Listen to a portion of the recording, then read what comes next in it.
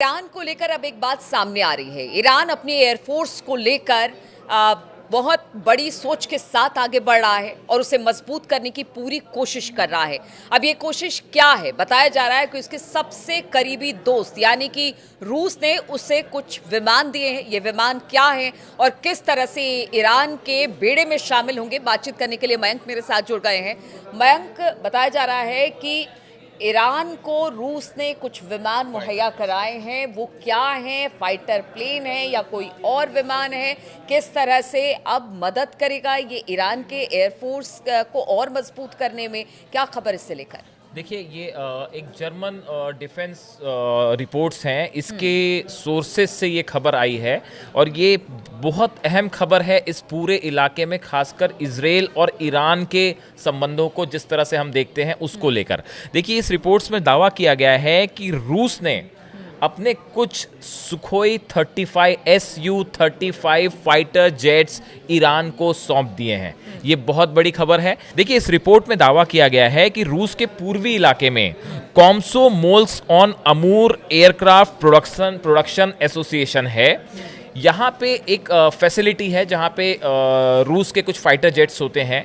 इस इलाके में बेहद गुप्त तरीके से ईरान को अपने सुखोई 35 जेट्स रूस ने दिए हैं। अब सवाल ये है कि ये रूस से ईरान कैसे लाए गए। तो इस रिपोर्ट में ये दावा किया गया है कि बड़े खुफिया तरीके से ये सुखोई 35 जो जेट्स हैं, पहले इनको मॉड्यूलर कंपोनेंट्स में बांटा गया। यानी अगर सरल शब्दों में समझाएं तो जो Su-35 जेट्स थे, इनको अलग अलग पार्ट्स में डिवाइड किया गया।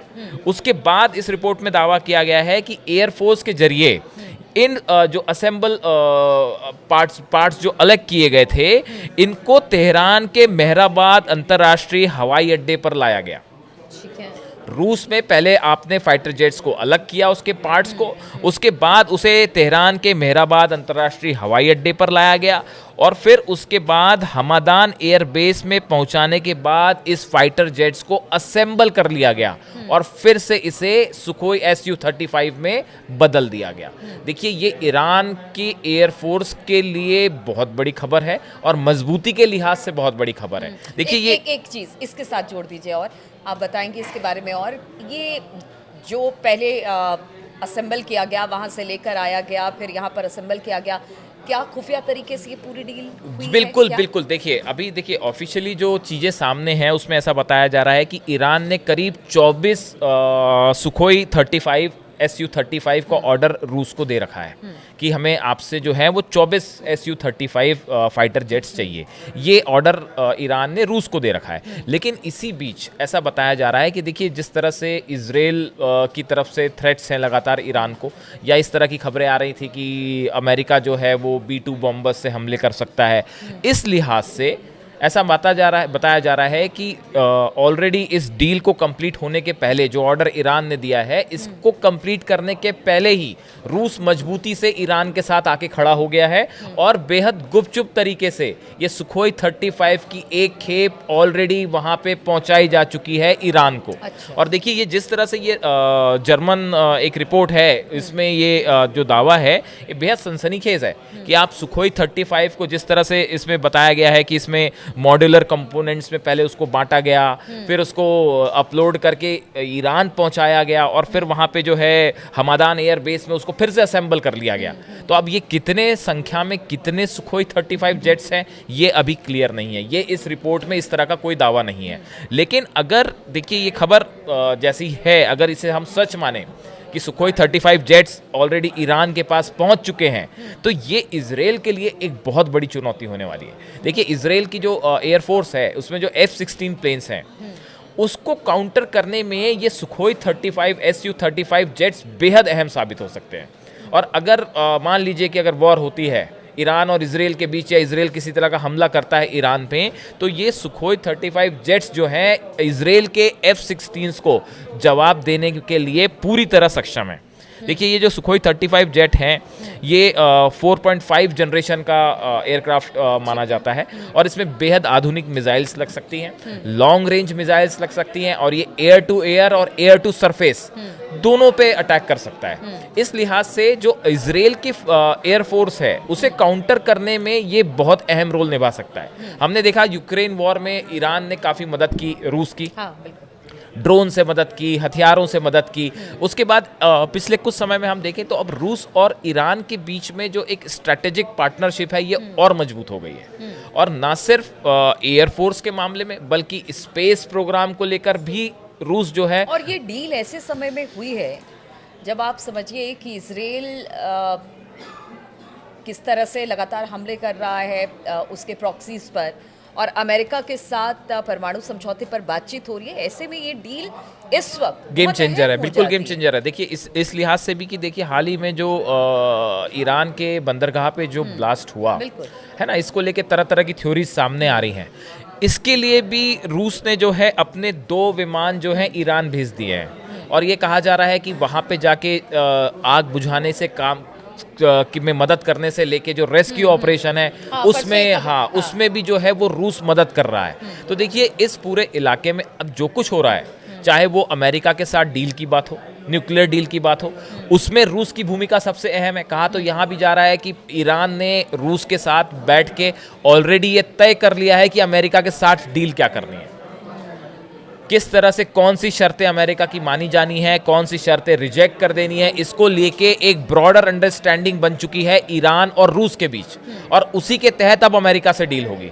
बात नंबर 1। दूसरी चीज़ जो है ये जो एयरफोर्स वाली बात है, ये सुखोई 35 है, ये कितने नंबर्स में गए हैं इसके बारे में कुछ नहीं कहा जा सकता। तो देखिए ये प्लेन्स जो है, और इतना ही नहीं, ये भी कहा जा रहा है कि इस्फहान जो इलाका है ईरान का, वहाँ पे ये सुखोई 35 ऑलरेडी डिप्लॉय भी कर दिए हैं ईरान ने। अच्छा। तो देखिए जिस तरह की बात आ रही थी, जो नेतन्याहू कह रहे थे कि ईरान के जो न्यूक्लियर फैसिलिटीज़ हैं उसको डिसमेंटल कर देना चाहिए या उसको उड़ा देना चाहिए, या F-16 से जिस तरह से अटैक किया पीछे हमने देखा इजराइल ने जो ईरान पे हमले किए थे, उसको लेके अब ये सुखोई 35 जेट्स अगर ईरान के पास हैं और वो डिप्लॉय हो चुके हैं, तो ऐसी स्थिति में आप ये समझिए कि अगर किसी भी तरह का हमला अब इजराइल की तरफ से होगा तो उसके F-16 को एक कड़ी चुनौती मिलेगी सुखोई 35 से।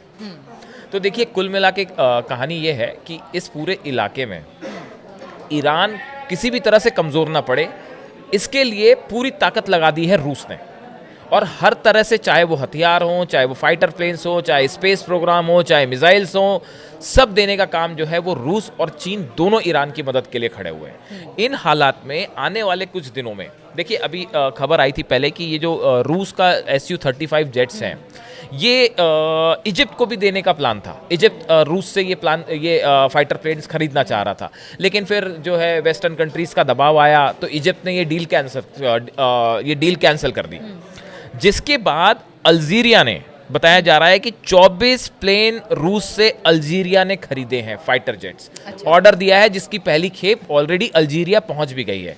तो देखिए ये Su-35 है, इसका इंटरनेशनल मार्केट में जो है इंपॉर्टेंस तेजी से बढ़ता जा रहा है, और कई देश जो है वो चाह रहे हैं कि रूस से हम ये फाइटर जेट खरीदें। और उसमें अब सबसे आगे जो है ये नंबर्स तो जो 24 हम बता रहे हैं, ये ऑफिशियली ईरान ने डिमांड की है, लेकिन कुछ एक्सपर्ट्स मान रहे हैं कि इनसे कहीं ज़्यादा प्लेन जो हैं वो ऑलरेडी ईरान को सप्लाई हो चुके हैं। बिल्कुल, यानी कि डिसमेंटल करके असेंबल करना, फिर पता ही नहीं है कि आप कितना भेज रहे हो, क्या भेज रहे हो। शायद ये भी वजह है, बिल्कुल, कि पता ना चले कि क्या बिल्कुल। तो कुल मिला के जो है बड़े ये जो ईरान और रूस का नेक्सस है, ये जो इनकी स्ट्रेटेजिक पार्टनरशिप है, ये अब मिडिल ईस्ट में देखिए, आप पहले अमेरिका ने कहा कि हम ईरान को किसी भी तरह का जो है वो न्यूक्लियर सिविल राइट नहीं देंगे, अपना प्रोग्राम जारी रखने का नहीं देंगे। हाँ, देखिए ये इस तरह की बात जो है वो अमेरिका से कही गई, लेकिन जिस तरह से रूस मदद को सामने आया ईरान के, उसके बाद ईरान ने अपनी इस न्यूक्लियर डील में अपनी शर्तों को बड़ी बेबाकी से सामने रखा है, और ईरान इस बात को अच्छे से जानता है कि रूस हर मौके पे उसके साथ खड़ा हुआ है। और ये इसका एक और एग्जांपल है, जिस तरह से रूस एयरफोर्स की मदद कर रहा है ईरान की।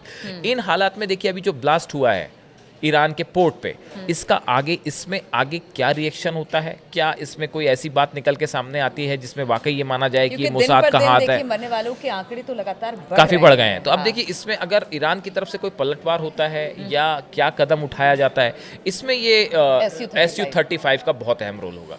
तो आपने देखा कि किस तरह से ईरान के बेड़े में SU-35 का आना उसको एक बड़ा बल देता है और कहीं ना कहीं इजराइल के लिए भी एक खतरा है और अमेरिका के लिए भी एक खतरा बना हुआ है। अब किस तरह से ईरान में जिस तरह से बंदरगाह पर विस्फोट हुआ उसके बाद अभी तो शांति है, लेकिन क्या ये शांति आगे भी बनी रहेगी, इस पर लगातार हमारी नज़र बनी रहेगी। आप बने रहिए हमारे साथ।